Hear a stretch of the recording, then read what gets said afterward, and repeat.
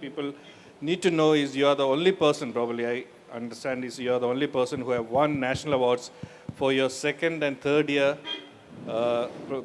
in a film production at the Films Institute. Okay, so let's start with Vaishnava Janado. That's a film produced during your second year, which went on to win national award. So how did you come to that idea? Because that film is based on the 1947, when that's related to Gandhiji's uh, Dharna Yatra. It's an English story set in Britain. It's not not an Indian story, and but when I read it, I was so moved by it that I always wanted to make a film based on that story. And in my second year, we had 10 minutes are supposed to make, and for me, that story had stayed with me for about 7 years or so. But I still did not find something in it which could really work in the Indian context.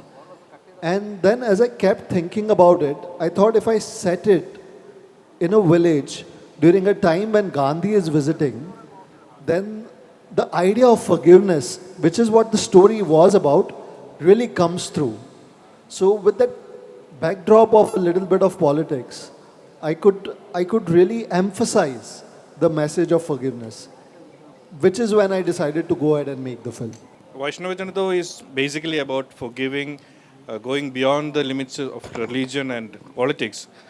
Whereas your second film, Afterglow, is an entirely different context. It's about death, memories, and the most important thing about grieving, the letting go. Uh, the story plays in a very limited posse family, I believe, a couple. A husband dies, and how wife deals with the grief and the bereavement. So, from forgiveness to letting go, we will come to that in detail later on. From forgiveness to letting go, how was the journey like? This was my third year film. Afterglow was my third year film. And I read a story again by Rohinton Mistry. And again, I wasn't sure of making it. It was a very powerful story, but I wasn't really sure of making it. And then I was just moved by the story so much. And like you mentioned, it's about grief, and it's about a woman who has just lost her husband. And the 10th day after which she has lost her husband, and the visitors are going to come to pay their condolences, and the story is called Condolence Visit. I was so moved by it actually that I started writing scenes between the husband and wife, scenes that would have happened before he died. And while I was writing it, I found that this relationship could be so much full of love that I felt this could be a part of the story. And then I started writing those scenes along with Rohinton Mistry's story. So all the flashbacks I sort of invented based on the characters that he had written. And that's when it sort of really worked, because this idea of of not sticking to rituals is there in Rohinton Mistry's story, but this personal story of letting go wasn't there. And when I found it actually, and it just came from inside me, when I found it is when I really started, when the film started falling in place for me. 2021, you came up with The Miniatures of Junagadh, which is the best film the best short film that I have seen in recent times. And of course, it had Nasruddin Shah and uh, actor Rasika Dugal in lead act. Coming to that film, again you go back to a period of partition, 1948, where a Muslim artist is made to leave India, Junagadh, his ancestral house in Junagadh, and go to Pakistan, where a Hindu merchant is buying the property. Between that transaction, you have brought in so many shades of forgiveness, understanding, and of course, letting go. So let's talk about the miniaturist of Junagadh in detail, because this is one of the best written lines that I have noticed in this film. How did you reach that concept of uh, miniatures of Junagadh? So I actually was shooting something in my ancestral house, which is the house of my grandparents. A little scene, like a pitch video for another movie that I wanted to make. And that house is 100-year-old house in Bombay, and it was going to be pulled down. I grew up there, so I thought I should shoot something there, set a film in the house, and shoot it there so that it's always there on film, so that the memory is perpetuated of the house. And thus I started looking for a story, which is set in just one house. And I wrote a lot of concepts myself, read a lot, and mostly I go to Pondicherry to write. So I was in the library, the ashram library in Pondicherry, and one of the English teachers there from the ashram school, she told me to read some of the German stories, old German stories, and I came across this story called The Invisible Collection by Stefan Zweig in the Pondicherry library. And when I read it, I found it to be so moving. I came back to Bombay. One of my batchmates who is from Italy had come down to visit us. So I met him. He asked me what I was doing, and I said, not much really, but there's this story that I have. And I started telling him the story. He was there. One of my other batchmates who's from North India was there, whose family has probably experienced partition. And by the time I told them the story, all three of us had goosebumps. And by the end of those 5-10 minutes of just telling him the story, I was very sure that I was going to make it. Okay, the Stefan Zweig's original story is about an artist whose art, a blind artist whose art or works of art have been sold by the family and replaced by a blank sheet. But when it came to your film, when you wrote the film Miniature of Junagadh, you placed that character played by Nasruddin Shah Hussain Nakash, an aging miniature artist, miniature artist who has worked in the Nawab's court, who cherishes his work. So he thinks he has got this best work with him, whereas the family has sold it off to buy peace from them. It becomes political. It becomes political in the sense there is a line in which Hussain says, talks about his blindness, where he says, where his wife says he is blind. It's not a disability. I have earned my blindness. So blindness is a stamp or the endorsement of his art as a miniaturist.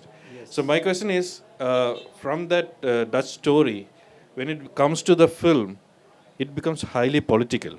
Political in the sense, we all are earning our blindness in which we are happy. So is that intended in the filmmaking? It's about a miniature artist in 1947 in Junagadh when India is partitioned, who is being forced out of his home. He is being forced to move to Karachi to Pakistan. And he has devoted his life to painting, to making miniatures. He was the court painter in the Nawab's court. And because he was so involved with his art and because he pursued his art so diligently, when miniaturists are making miniatures and are making those small details, it takes such a it puts such a strain on your eyes that eventually miniaturists can go blind. And he has gone blind.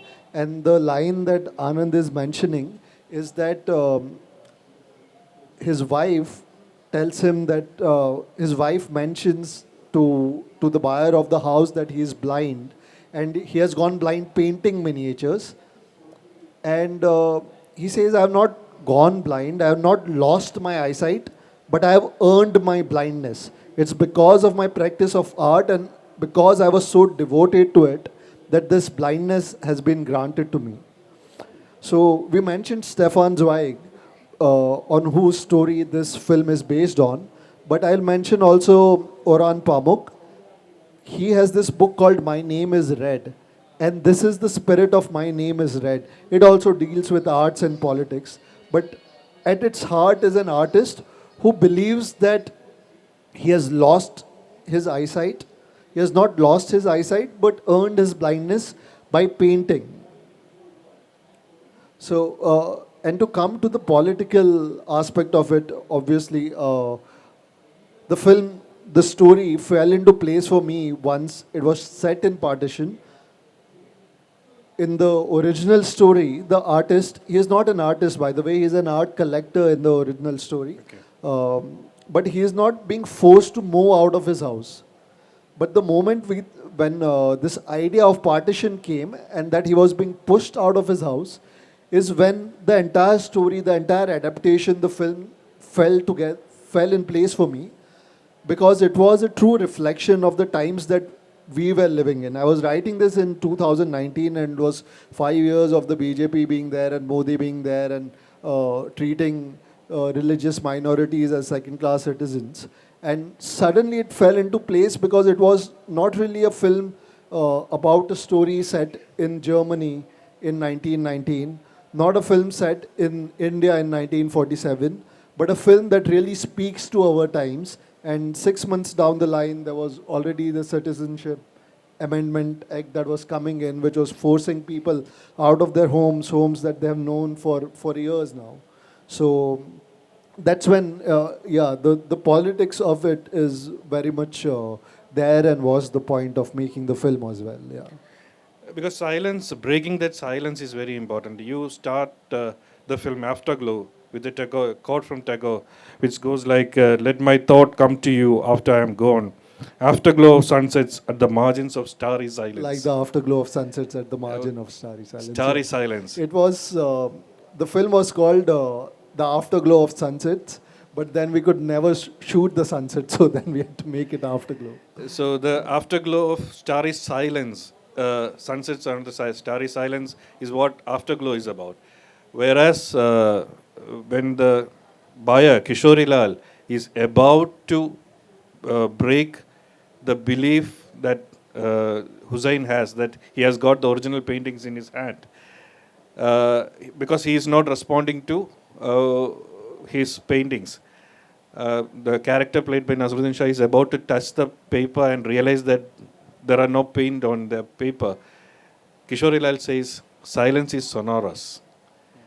So you have brought out two different angles of silence in Afterglow, and an entirely political, which is the silence is very much audible there, very, very loud in the miniatures of Junagadh. So how was the journey? And it happened after such a break, and during that break, I think you were traveling. You were into travel writing, I believe. No, I wrote one of the pieces. I won a scholarship to travel around the Balkan countries, to go around and write about that experience. But I believe the piece that you are referring to is the one that I wrote about Kashmir. Kashmir, definitely. Yes. It's about a cricket match between India and Pakistan happening, and Yeah. you being there in Kashmir at that moment. Yes, yes. Yeah, it was. I was trekking actually in the mountains of Kashmir, and this was my first time going to Kashmir.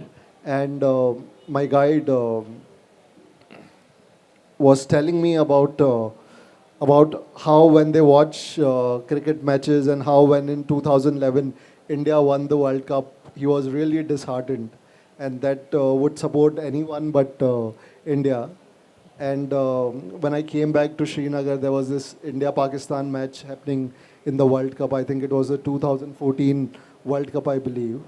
And I realized that we attach so much this idea of machoism that is attached to sports, and we see it as a proxy of violence, and it really brings out sometimes the worst in us, the tribalism. I mean, I love sports, but when you take it to an extreme, and when you make it political, and when you don't care about human rights, this is what happens. So I was really moved by being there, and by being amongst people who perhaps didn't share my idea of the nation, but at the same time I could completely understand them, and feel their humanity, which is how I wrote that travel piece about being in Srinagar Okay. during the India-Pakistan match. And also the politics of miniatures of Junagadh. There is a line where Begum, the wife of Hussain, she tells to Kishori Lal that he has been doing all these meaningless lines. So Hussain responds saying, "What meaningless lines, Begum? Am I some Britisher to draw meaningless lines?" So that refers to the lines that Britishers have drawn over our land and mindscapes. And his act is sort of rebellion. The urge to return to his home is an act of rebellion there. It's political also. Yeah, because I think Hussain understands home as a set of values, a set of experiences, a feeling of belonging that he has to a place and to the culture which has given him his art. And when he's being pushed out of that home, and when he's being othered, and when he is told that you do not belong to this new nation, uh, it obviously hurts him. And it is coming out of that hurt, and sarcasm is pain and humor, and which is what I think Hussein employs when he says that when he is being described by his wife, his paintings are being described by his wife as being some scribbles on the paper, which is when he says that I am not The the Britisher. Angrezi Hukumat who will draw meaningless lines on papers. And in a way, Vaishnava Jando had that elements where the futility of politics.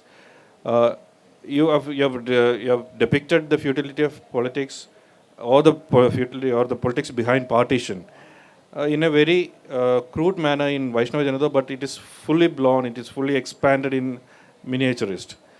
So after all these years, you are still returning to that theme of politics, how the othering happens inside the politics, and how minorities are being Yeah. pushed to the borders. For me in Vaishnava Janto, the visit of Gandhi was just the backdrop in which it happens, so as to emphasize the idea, this his ideal of forgiveness, and give this woman, the protagonist of the film in Vaishnava Janto, a choice of whether she believes in forgiveness when she is so badly hurt. But I think that was in 2009 or 10, and then this is in 2019, and India as a country really changed once BJP came to power. All the voices that were silent, or uh, those voices which extolled violence, which were silent before the BJP, now suddenly had voice. They suddenly came out in full force. So obviously, then my own anxieties as a person, I also dearly value the home that I once knew, which was welcoming, which was at least tolerant of differences, and that was somehow being erased. So just like Hussein being pushed out of his house and being taken away from his cultures and values, I also felt as someone who was being disenfranchised. I was being thrown out of a house, not a physical house, but a metaphorical house, a country that I'd always known to be my home, and suddenly I no longer knew it. So, which is why I felt it was very important to express myself in this way. I mean, that's how it naturally came. And also in Vaishnava Janto, we have this protagonist mother, whose son is a friend of the character, the thief, whom she is sheltering in at home. But then later on, mother learns that accidentally this thief has entered into a landlord's house where her son was delivering a letter, and in the melee, he shoots her son. So the thief has sought shelter in her home after killing her son. Uh, eventually, as you And said, both of them are not aware aware that of this it, has and happened. on Yeah. it happens, they came to know about it only when the policeman comes and tells that this happened in that house, and they are hunting for the person who has done this. And as a way after forgiving, after definitely forgiving him for killing her son, what she suggests to the thief is, you get into the rally led by Gandhiji. No one is going to check that rally. You can get out of the village by being a part of the rally. I found that a very political statement. How you disguise things into the political rally and then you normalize violence. The the best thing about writing fiction and writing stories, I believe, is that there are so many aspects to human behavior, and our behavior is complex, and we have different agendas layered. We believe in different ideologies, and we act out of multiple wants. So when we write fiction, I think it's one of those things that comes as a blessing to the writer, is that the writer wants to write about, say, one thing, but then it takes on many meanings and interpretations. So it's one of the blessings of fiction, I'll say that we have as writers. Okay. And the demolition of your ancestral home, which is more than 100 years old, was the starting point for the miniaturist. Is that why you have made that character Hussein say that always leave one sip of tea in the cup, and which creates that urge to return? That's a beautiful line. I should say that that's a beautiful line. This is how human culture evolves. So you mentioned that I was traveling a lot, which I was. So all the cities that I traveled to, all of them had this myth that you go to this one particular fountain, drink the water from that fountain, that will mean that you are coming back to this city again. So Rome has one. There is one in Barcelona. All these cities have this myths about returning, and it just goes on to say how attached we as human beings are to the places that we are born in, that we live in, to the cultures of those places. So I wanted something to symbolize that, and the tea became because what is more dear to us Indians than tea? So the tea became sort of a way to do it, and also to plant this idea straight away into the film that they are going back, because Hussein says it that you keep a little bit in the glass so that we can come back here. So you already know that they are going away, and that Hussein wants to come back. But Hussein is blind, and you see on the daughter's face that it's not going to happen. That they are not going to come back. They are being expelled out of their home, out of their nation for good. And straight away you get into this tragedy without wasting much time, which is what really worked for me in that scene with the tea.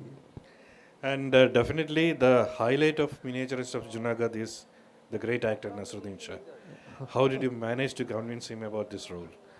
Uh, so I remember we are in February 2025. This was February 2019 when I wrote the film, and like I told you, I was wanting to shoot the film in my ancestral house.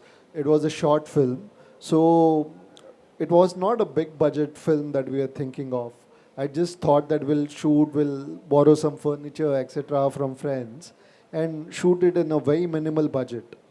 But when I finished writing it, I realized that the role is so powerful that I could only think of Nasir Saab in it. So I messaged him. I told him I'm a student from FTI and I would like to meet you. And generally, what happens in Bombay is people don't respond. It takes ages for you to keep messaging people, face a lot of humiliation, and then someone somewhere will respond. With Nasir Saab, in an hour, I got a reply. And he was very gracious. He said, "Yeah, you come on this date. You come on this day to my house, and I will. I would like to know what you are making." I went to his house, and I took the screenplay with me, and I sat with him. I told him the story in some 5 or 10 minutes, and he said, "Yeah, wonderful. I love it." So I said, "Yeah, okay. So can I keep the screenplay here and you read it and you let me know if you want to do it?" I'm doing it. I'm doing it. He said. So I thought, can I keep the screenplay and will you read it? He said, keep it, keep it. So I kept it. Then I left. And this is he stays in Bandra. I stay in Borivali, and I'm traveling, I think, by train, and by the time I reach Ville Parla, which is somewhere in the middle in Juhu, suddenly it struck me that what he said is that he will do it and that he wants to do the film, and he has basically said yes. I was I was thinking that he'll probably read the screenplay. He will have a few things to say. I know. I mean, what I've heard from people is that he is a difficult person. So I was not expecting him to jump on board immediately, but he did, and it was just half an hour into my journey back home. I realized that, oh wait, he said yes, and we are doing this film. So it was pretty great with him. He was immediately on board. He was very passionate, believed in the script. So I mean, working with someone like Nasir sir was on my bucket list. As a kid, I always looked up to him. Not that I wanted to be an actor, but I felt he was astounding. Uh, and he has many great performances. But I love this film called Chamatkar with Shah Rukh Khan, where he plays where he plays a ghost.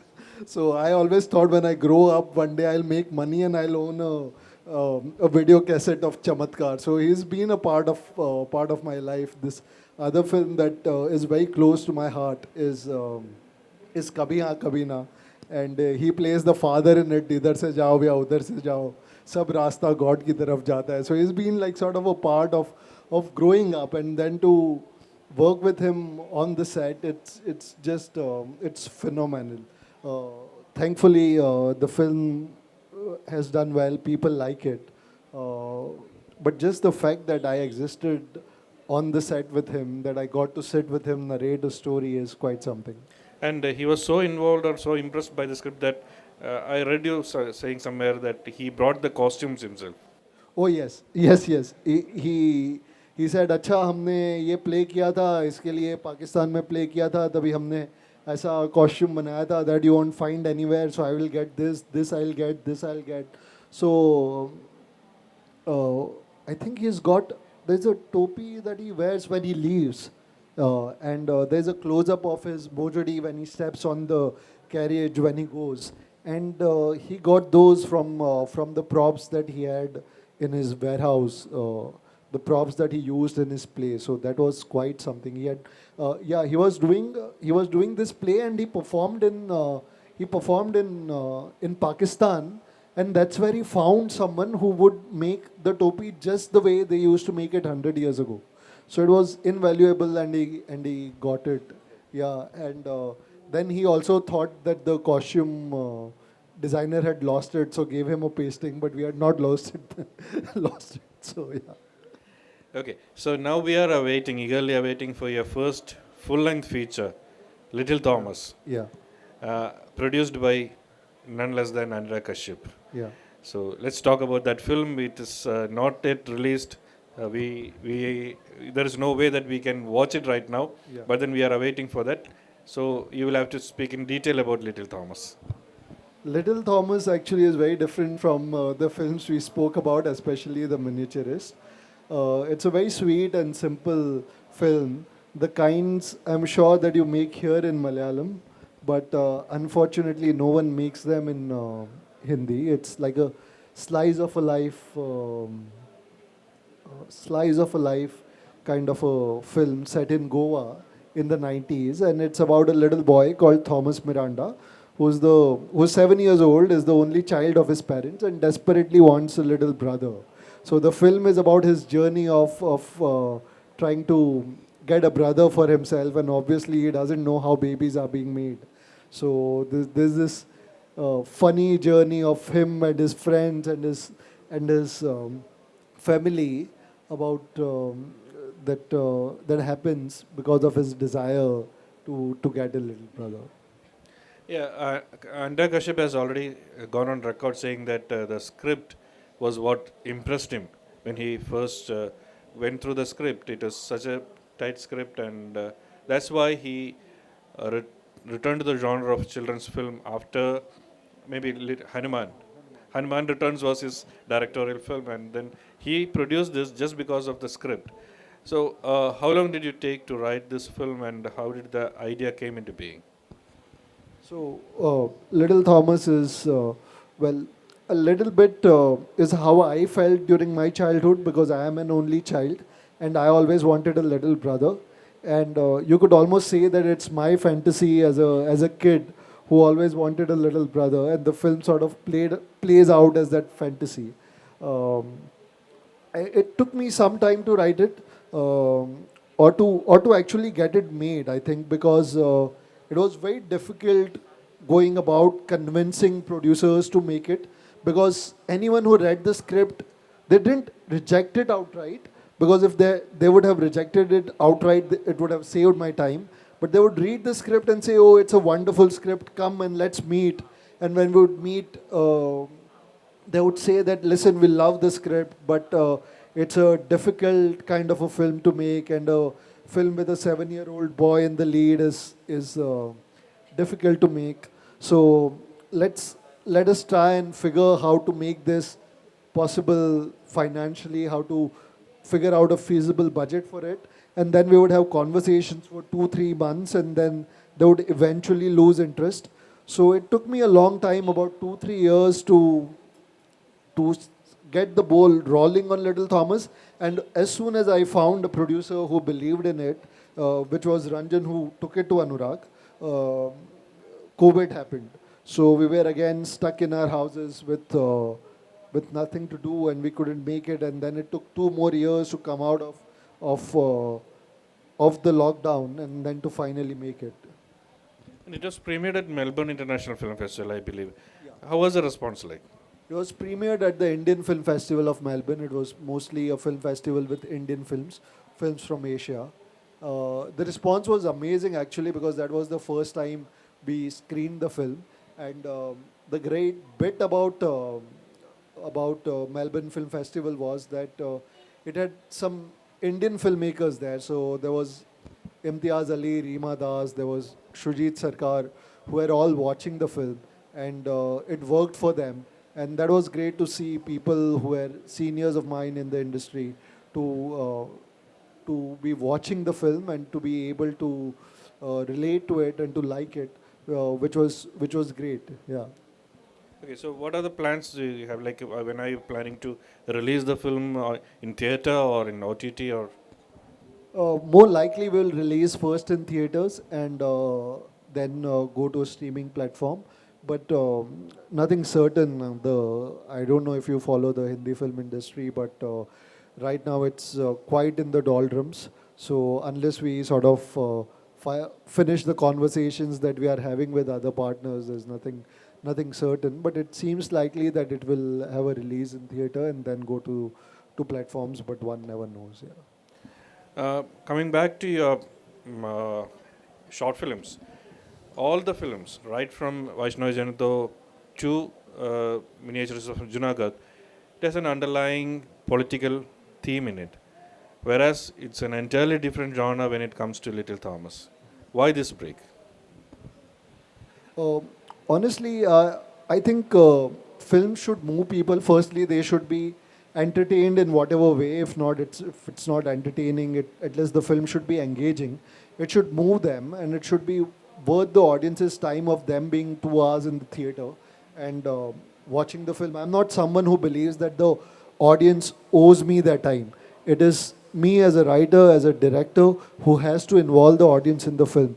So, uh, what I uh, what I always believe is that if the idea moves me, if it moves me enough to make me want to write it, to make it, because every film, when you start writing it from scratch to making it, even though if I don't uh, if I exclude the time it takes to look for the finance of the film, it takes at least 3 to 5 years. So, firstly, it should be something that I believe in. So, whether it's political, not political, whether it's a comedy, a drama, an action film, firstly, I have to believe in it, and I have to feel that when the audience watches it, they'll be satisfied with the experience. Not just satisfied, they'll be moved by the experience, they will remember it for some time at least.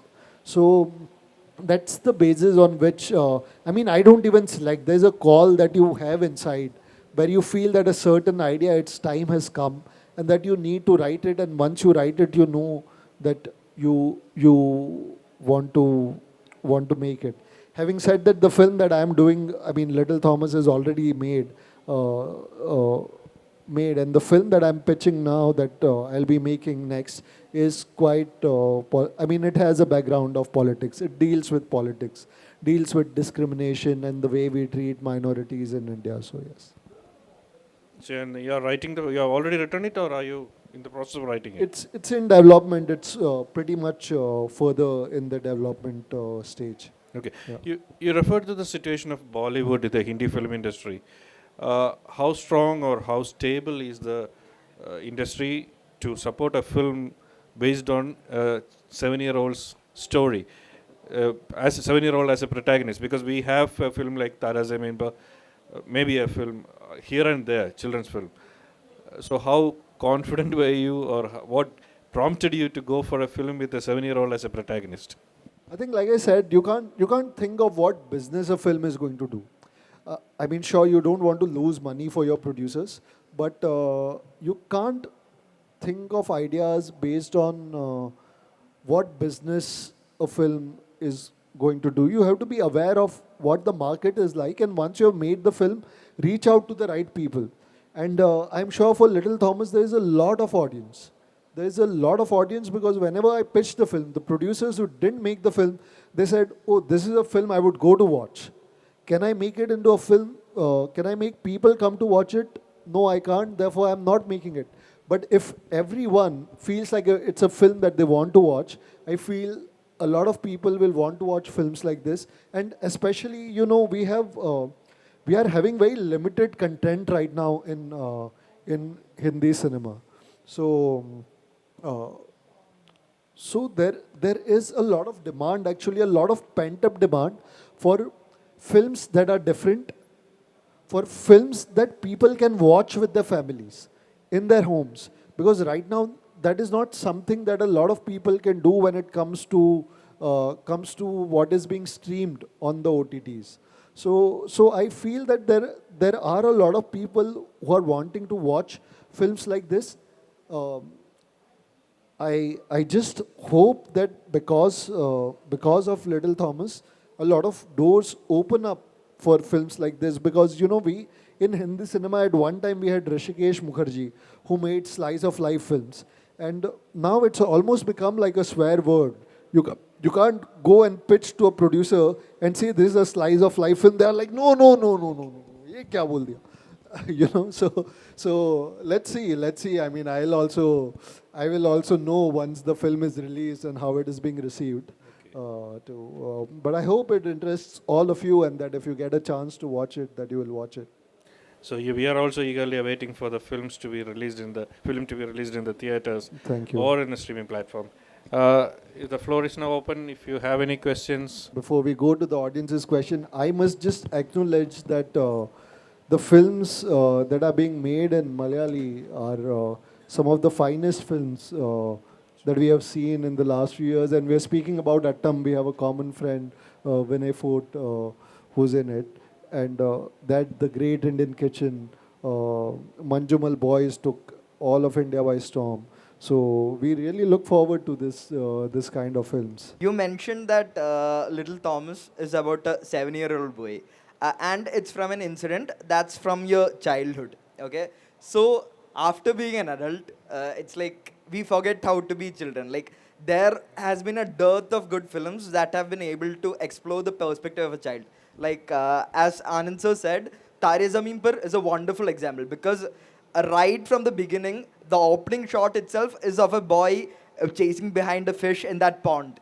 Like that's the perspective of a child. His the way his mind wanders, and those sort of things are not things that our average adult can imagine, especially after dealing with dark and heavy stuff like you have recently been dealing with. So how did you get into the soul of the 7-year-old boy again? Like I also watched this movie called The Wild Robot, like in English, like beautiful film that was able to capture this innocence, right? And it blended the music as well. Like same with Tare Zameen Par. So I wanted your perspective on that. So you are really right. Picasso once said that it took me years to learn to paint like a 5-year-old. So this child within us, as we grow up, it dies little by little. Having said that, when I was pitching the film, they said, "Arey, 7-year-old boy's film, who wants to watch?" I said, everyone who has once been a 7-year-old wants to watch this.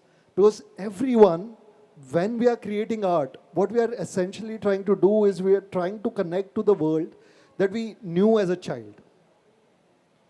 There's this beautiful book with interviews of Wes Anderson, the filmmaker.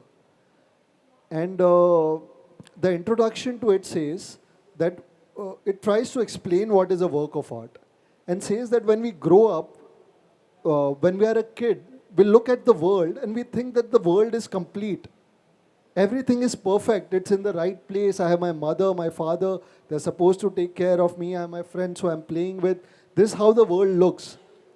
But as soon as you start growing up, once you are an adolescent, once you are a teenager, and suddenly that picture we have is broken into many different pieces. And most people make peace with that. They know that this is not how it's going to happen. I need to study, I need to get a job, I need to go to my work, 9 to 5, they come back. They try to make sense of the world that they are in, and they do pretty much okay. But a lot of us can't, and I'm sure you are here at a literature festival, you are interested in arts, most of you are artists as well. You will relate that somehow we are not okay with that. Artists are somehow trying to just try and get those pieces back together again. They are trying to look for those pieces and trying to make the picture that they once knew in childhood to be perfect. But it can never be perfect. Even if you find those pieces, it can never be perfect. So you try and put together, but between the gap in these pictures is where the art is, which you try and fill up with your art. So the artist is always trying to go back to being a 7-year-old, I feel. And with Little Thomas, the script didn't ring true until I started writing about what I had experienced as a child. There were things that maybe I didn't want to speak about my childhood, but unless I started talking about them, the script didn't ring true. And now I think having made the film and having seen the film, having had some distance between writing it and watching it, I feel that we have been, that in Little Thomas, I hope, and when you watch it, you decide for yourself, we have been able to tell what a 7-year-old feels like, how it feels to be a 7-year-old. Sir, just a follow-up question to that as well. I'm sorry if I'm taking your time. Yeah, there's this book called Flowers of Algernon. I don't know if you've read it or not, but the basic theme is about someone with the IQs in the 70s, okay, undergoing a scientific experiment, and his IQ gradually rising up to 140, and then determining back to 90. Yeah, that's the entire gist of it. So when his IQ is like 70, he thinks like a child. There's a lot of chaos going on around him. Like he's being bullied for being unintelligent and not being able to do things. But he considers the world around to be him to be a friend. And then when he grows in intellect because of the experiment, he understands that he's undergoing bullying and he's undergoing systemic oppression.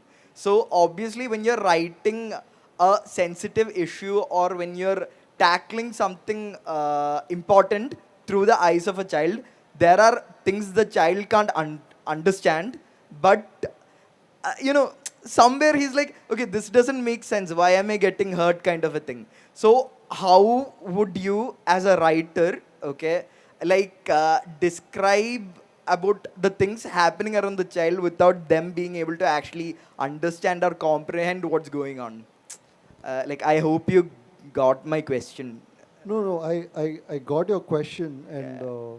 I wish I could refer to one of the scenes in Little Thomas, but I can't. Um, but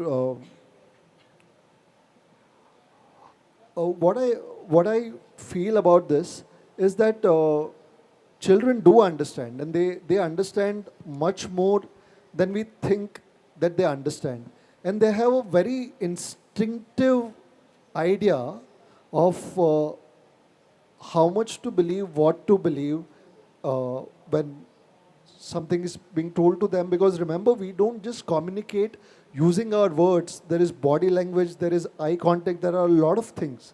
So I feel children do understand. They instinctively understand what they want to do. But at the same time, I feel that the way sometimes we talk to children is not great. We look down upon children, uh, and that is what causes a lot of hurt. Because sure, if you have a 7-year-old and ask him to figure out how to get to Bombay and give him a credit card, he might not be able to do it. He may, but he might not. He might feel a little lost.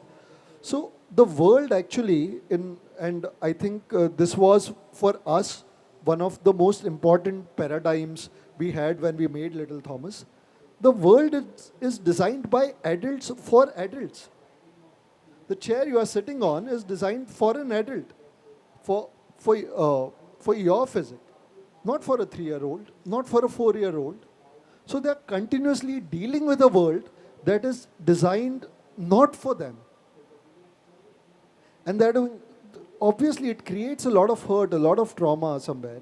All of us have faced it. All of us, I mean, all of us can right now close our eyes and think about how when we were a 5-year-old, a 6-year-old, a 7-year-old, something hurt us that perhaps we cannot say out loud to someone right now. We didn't say out loud to someone then because it felt so stupid. I remember once I was having a fight with my mom. I was a kid. I don't remember how many years old I was, and after the fight, my mom told me something, and I was crying, and I said, "I'm crying because I want water, and you will not even ask me that if I want water."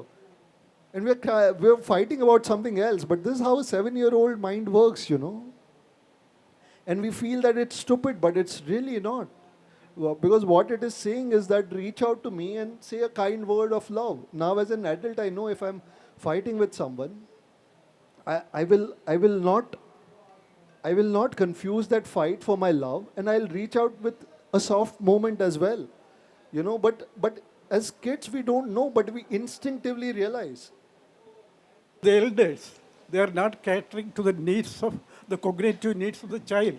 It is very true because we know that they are denied all chances in life because the patriarchy rules there.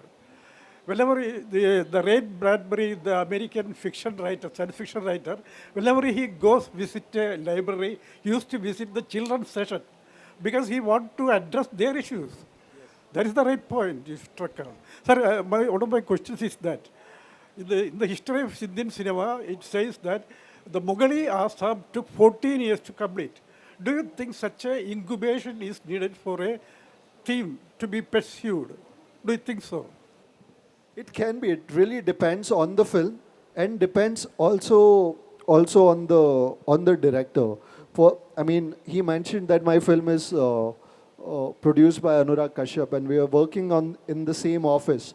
So I am editing in one room, and he's editing in the room next to me, and both our editing processes are completely different. I want to be involved with every aspect of filmmaking.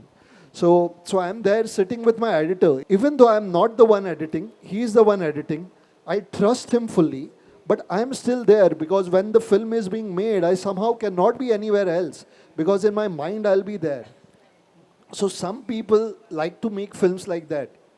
Some people are just ex-tempo. They have an idea and they say, hey, tu aaja set pe, and okay, here are the three actors and this is how we are going to figure. And what idea do you have? Okay, you have this idea, let's try and put it because I like it. Sir, So, connected to what he said, you just said that even a child's mind is not understood well by a senior.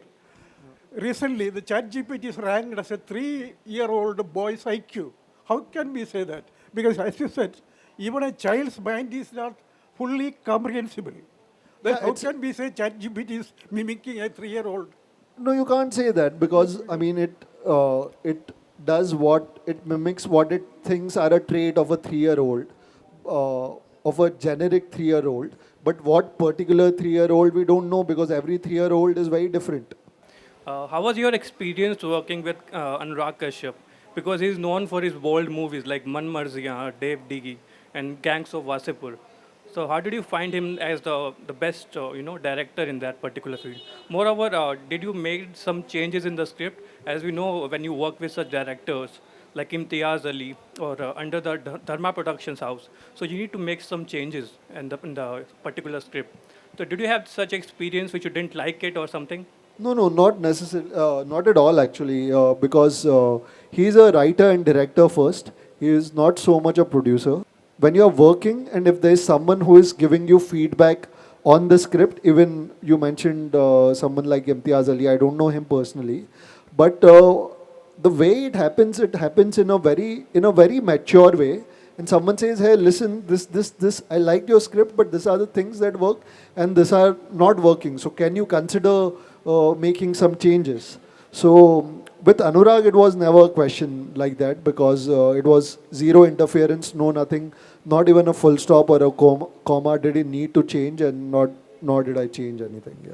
Thank you so much. In fact, it's a script that attracted Anurag to the project. Yeah, it was. Yeah, I mean the script was already there, and he felt that it is something that he needs to support and also produce. So, Kaushal, like it has been a pleasure talking to you. We look forward to watching your film in the theaters very soon, Little Thomas, and the film that you are working right now. Yeah. Thank you. Thank you so much. Thank you so much, Anand, and thank you all of you for being such a keen and attentive audience. Thank you so much.